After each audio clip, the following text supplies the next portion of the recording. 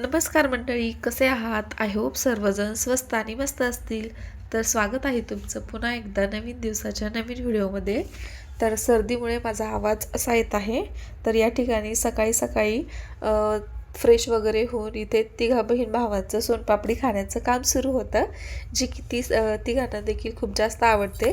त्यानंतर पिल्लूला पिल्लूची आंघोळ वगैरे झाली आणि तिला दीदीने असं छान छान रेडी केलं. तर पिल्लू कशी दिसत आहे हे देखील कमेंटमध्ये नक्की सांगा. त्यानंतर दुपारचं जेवण वगैरे केलं आणि आम्ही निघालेलो आहे बाहेर कुठे तर हे तुम्हाला पुढे सांगतेच आणि व्हिडिओ पाहून देखील तुम्हाला समजेलच. तर मंडळी, माहेरी आल्यानंतर व्हिडिओ शूटिंग किंवा काही काम आपल्याला नको वाटतं ना, तेच माझं देखील झालं होतं. मग मी जास्त व्हिडिओ वगैरे शूट काही केले नव्हते. तरी देखील मग जातानाच मम्मीच्या घराजवळच एक विठ्ठल रुक्मिणीचं मंदिर आहे ना, तिथेच जाता दर्शन वगैरे घेतलं आणि आम्ही निघालो सुविधा मार्केटला कपड्यांची शॉपिंग करण्यासाठी. तर ही आहे दिवाळीची शॉपिंग आमची माहेरची. तर फायनली आम्ही तिथे पोहोचलो आणि स्टार्टिंगला तर सुरुवात केली ही पिल्लूच्या कपड्यांपासून. तर पिल्लूला ड्रेस दाखवणं सुरू होतं आणि पिल्लूचं वरती काउंटरवर बसून असं काहीसं इकडं तिकडं बघणं किंवा मग खेळणं सुरूच होतं. तर इथे भैया व्हिडिओ शूटिंग करत होता, कारण मी ड्रेस वगैरे बघत होते ना, त्यामुळे. तर पिल्लू भैयाला म्हणत होती की व्हिडिओ शूट करू नको, तर शांत बस, असं काहीसं तिचं चालू होतं. मग इथे देखील आमचे कपडे बघणं सुरू होतं. तरी देखील जे कपडे मला दाखवत होते ना, त्यापेक्षा मला वरती अडकवलेले जे पीस होते ना, तेच जास्त आवडत होते. मग ते देखील मी बघत होते आणि त्यातीलच एक ड्रेस मला आवडला होता, जो आहे का त्यामध्ये मोठा नंबर, म्हणून मी त्यांना विचारत होते. परंतु त्या ताई बोलल्या की ह्याच्यामध्ये तर काय भेटणार नाही. मग हा छानसा ड्रेस त्यांनी पिल्लूसाठी दाखवला आणि तो आम्हा सर्वांनाच खूप जास्त आवडला. तोच इथे पिल्लूला ट्राय करणं सुरू होतं. तर त्या क्यूट अशा ड्रेससोबत एक क्यूट अशी पर्स होती, जी की पिल्लूला खूप जास्त आवडली. त्यामुळेच मग पिल्लूचं इथं ड्रेस वगैरे कसा दिसतोय पिल्लूला हा ड्रेस, हे देखील कमेंट करून नक्की सांगा. पिल्लू तर आधी ड्रेस ट्राय करायला नको म्हणत होती, परंतु पर्स पाहून मग ती ड्रेस काढायला देखील तयार नव्हती. तर फायनली पिल्लूचा ड्रेस तर सिलेक्ट झाला. आता आम्ही पुढे गेलो की दीदीच्या ड्रेस बघण्यासाठी. तर दीदीला घ्यायचा होता सध्या ट्रेंडिंग असलेले कॉर्ड सेट, व तेच इथे ती ट्राय करत होती. तर हा ड्रेस तिच्यावर खूप जास्त छान वाटत होता आणि ती कलर देखील अगदी फ्रेश होता, त्यामुळे खूपच छान वाटत होता. परंतु ताईचं सुरू होतं की ते हा नको, तो नको, हे असं ट्राय करणं सुरू होतं. आणि इथे दीदी बहीण भावांचं खेळणं देखील कुठेही सुरू असतं, तेच त्यांचं चालू होतं. मग दीदीने तो ग्रेवाला ड्रेस देखील ट्राय केला आणि फायनली तिने त्यातील एक ड्रेस सिलेक्ट केला आणि तिचा ड्रेस घेऊन झाल्यानंतर आम्ही पोहोचलो भैयाचा ड्रेस घेण्यासाठी. तर मग इथे भैयाचं देखील ड्रेसमध्ये खूप जास्त कन्फ्युजन सुरू होतं, म्हणजे हा शर्ट घेऊ की जीन्स घेऊ, पॅन्ट घेऊ, कुठलं फॉर्मल ड्रेस घेऊ, हे घेऊ ते घेऊ, असं सुरू होतं.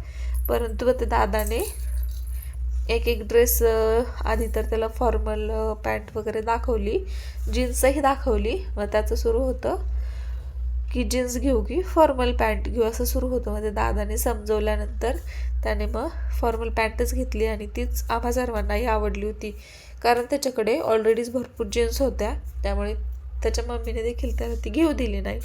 मग इथे ते दादा समजवत होता. मग फायनली त्याने ते दादाचं ऐकलं आणि तीच पॅन्ट त्याने सिलेक्ट केली. मग भैयाचा वगैरे ड्रेस देखील घेऊन झाला, म्हणजे बच्चे कंपनीची शॉपिंग तर पूर्ण झालेली होती. आता आम्ही निघालो आहोत आमच्या फेवरेट जागी, ते म्हणजे साडी बघण्यासाठी.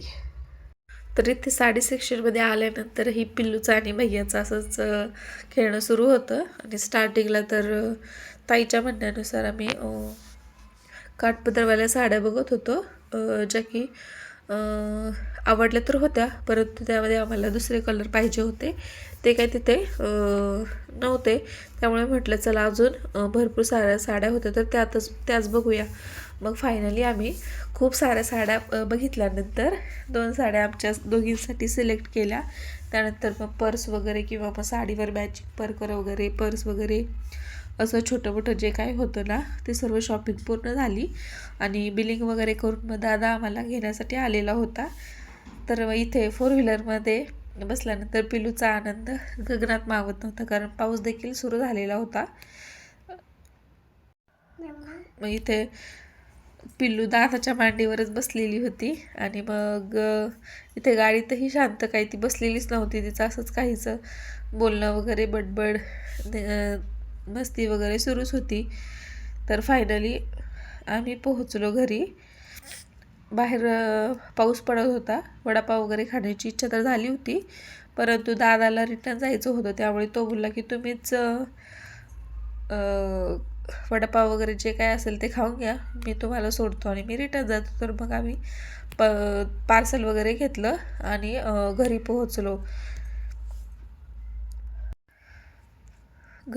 आणि पाऊस देखील थांबलेला होता. मग आम्हाला सोडून दादा रिटर्न निघाला. तर घरी आल्यानंतर पुन्हा आमचं तेच सर्व सुरू होतं.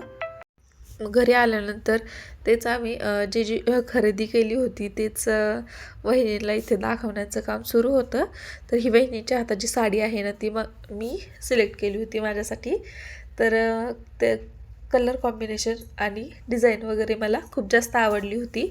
आणि माझ्याकडे ह्या डिझाईनची आणि ह्या कलरची साडी नव्हती, त्यामुळे मी ती सिलेक्ट केली होती. आणि ताईने तिच्यासाठी सिंपल अशी साडी घेतलेली होती, कारण तिला काठपदर वगैरे साड्या जास्त काही आवडत नाही. हेच. आणि हा जो ड्रेस आहे ना हा पिल्लूचा ड्रेस होता. तो वहिनींना देखील खूप जास्त आवडला. सर्वच कपडे वहिनींना साड्या वगैरे सर्वच आवडले. तर ही जी साडी आहे ना ही ताईने तिच्यासाठी घेतली होती, जी की तिने नंतर चेंज करून घेतली. मग इथे दिदी आणि पिल्लूचं दाबेली खाणं सुरू होतं. दाबेली खाऊन झाल्यानंतर मग इथे पिल्लूचं हंबासोबत खेळणं सुरू होतं. मग इथेच असं एक एक करून तिचं मग नंतर आजीसोबतचं बोलणं वगैरे सुरू होतं. त्यानंतर मग जेवण वगैरे केलं आणि इथे आम्ही बसलेलो होतो गप्पा मारत. तोपर्यंत दिदी आणि शार्वीचं पुन्हा खेळणं सुरू झालं होतं. चला तर भेटू